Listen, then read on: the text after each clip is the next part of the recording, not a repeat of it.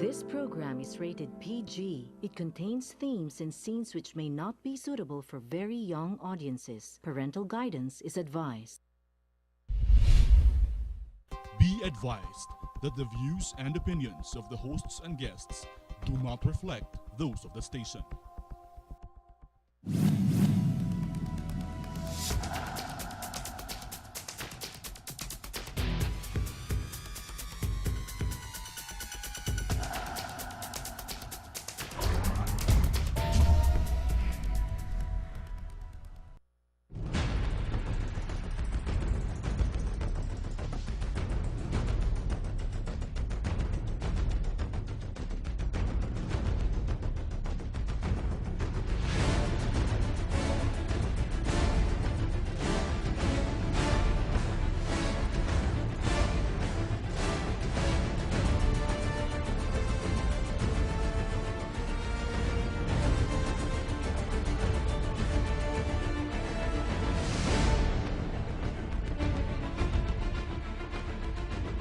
Philippines, good evening. Naimbag Rabi, masantos siya sa labid si kayo amin. Maya pa bengi keka marahing nabanggi sa Indugobos. Maupay nga gabi ha iyong tanan dida. Buenas noches.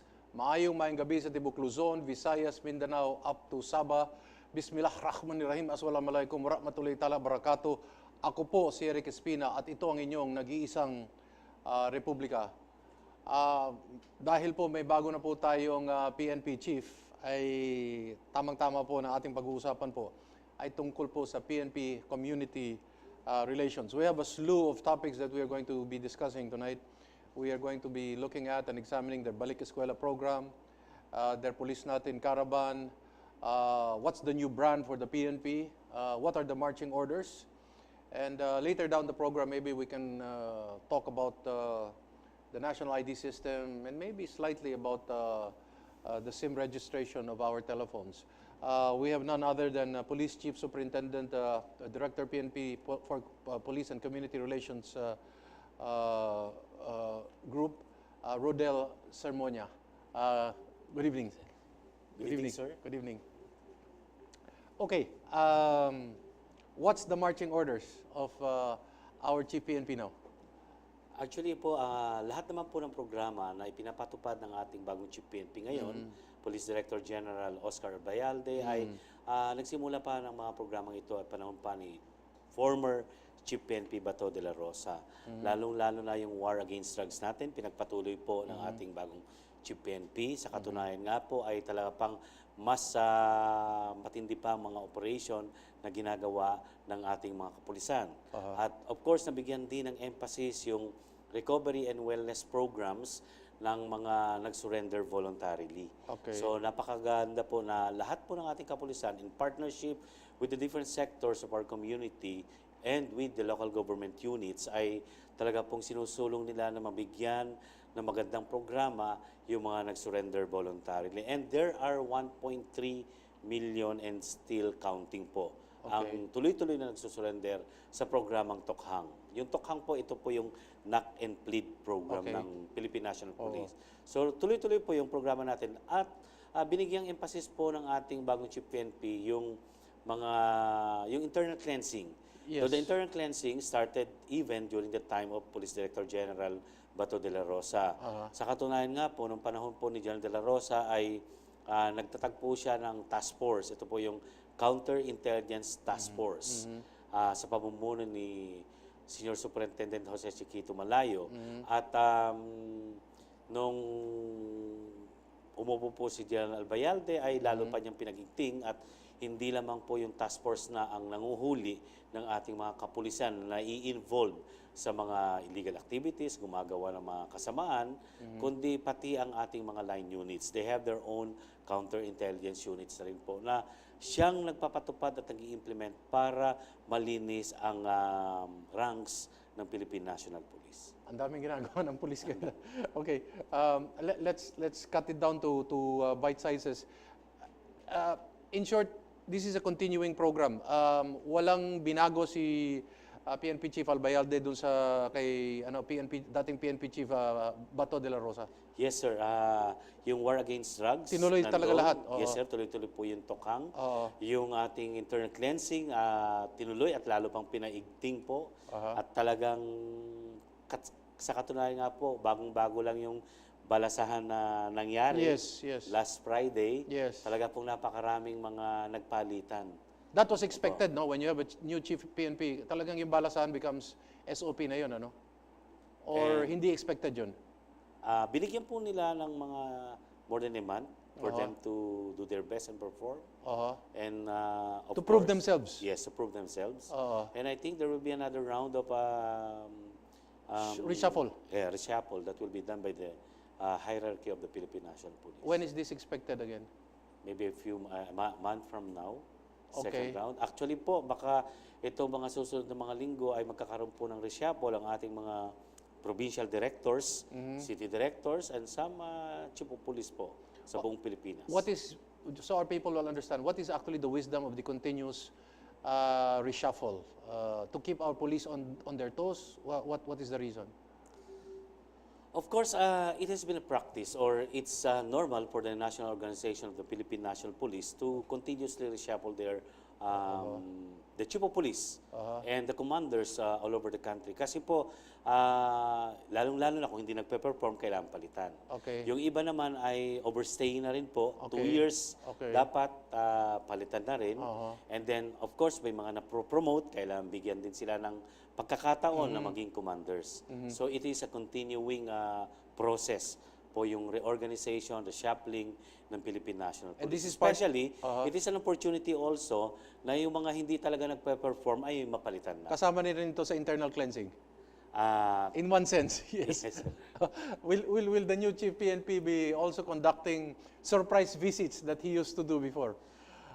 ginagawa niya po kahit ngayon, tuloy-tuloy po. Kung ano yung ginagawa niya sa NCRP noon, ay tuloy-tuloy po niyang ginagawa sa iba't ibang region. Pero sabi nga niya, hindi ko naman maiikutan ang buong Pilipinas, so he's already relegating the authority and the duty to all the regional directors and of course to the provincial directors, to their respective chief of police. But can you imagine if you have a PNP chief that will have a surprise inspection in a particular province, and the problem is how to keep it secret? Yeah. But you know, you can Then, imagine. nagawa niya po yan. Imagine Opo. the impact, no? Yung biglang yung chief PNP mismo dumating sa isang lugar, sa isang munisipyo. Hindi is that down the line? Is that Parang yung plano? may ginawa siya recently dito sa Metro Manila. Yes, but I'm talking about in other areas. Oh, like Visayas, Mindanao. I mean, I can imagine the community relations aspect, no, yung impact. That's why he's very open also and telling that the regional directors has to do it. Baka you should recommend it to him.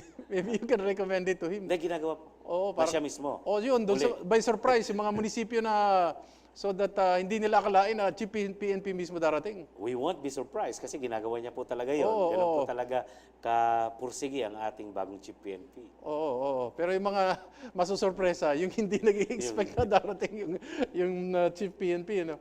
Okay, yung war on drugs, where are we in the war of drugs as far as under the new term now of the chief PNP? Kung titignan po natin ay continuous naman po ang pag-improve ng crime incidents, bumababa po. At makikita natin ang ating mga kababayan. Makikita natin ngayon, mararamdaman po natin na nung una kasi hindi nila naiintindihan yung programang Tokhang. Pero before the end of the term of the former Chief PNP, ay marami na pong sumusuporta na ating mga kababayan. Nandyan yung mga non-government organizations like the Rotary Club, the Federation of Philippine Industries, nandyan yung mga Chinese Chamber of Commerce, nandyan yung mga iba't ibang sektor ng ating gobyerno.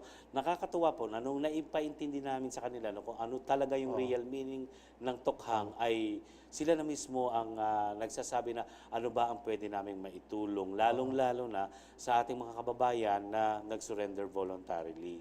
So they are now part of the recovery and wellness programs of those who surrendered voluntarily, especially in giving them the reformation programs and the livelihood programs needed for them if they will be reintegrated back to the community. How crucial is rehabilitation as part of the pillars of justice and the war against drugs as far as the PNP is concerned? Actually, napaka-importante po yun. Kasi especially those who surrendered voluntarily, we have to have a program for them. They surrendered, so they're expecting that meron dapat programa sa kanila. But the local government units has to take lead in all these programs. The mayors, the governors, and even the barangay captains. They actually play a very big role in the reformation programs of all those who surrendered voluntarily. Sa talaan po ng Department of Health, out of the 1.3 million, ang sabi po nila ay 85 to 90% can still be treated through the community-based programs.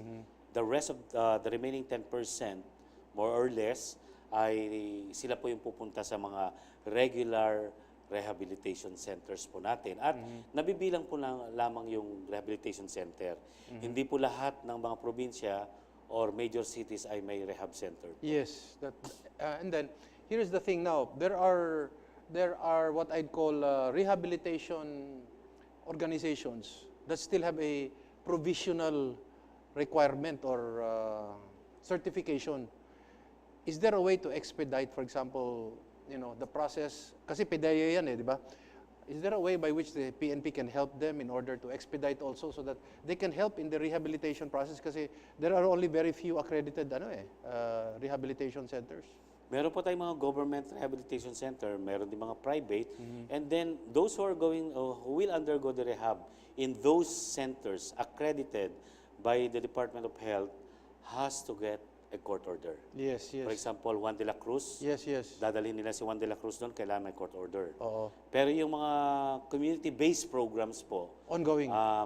kahit wala na po yun. Okay. I-assess lang sila, pwede, if they can be treated in a community-based program, yes. Pero kung serious na siya, talagang kailangan po niya sa center po talaga. It needs medical treatment already. Unlike for a community-based program, it is a holistic way of reforming them. Nandun po yung personality development, moral and spiritual value programs, nandyan yung physical programs, and nandyan din po yung livelihood development skills na ibinibigay po ng TESDA at mga volunteered NGO.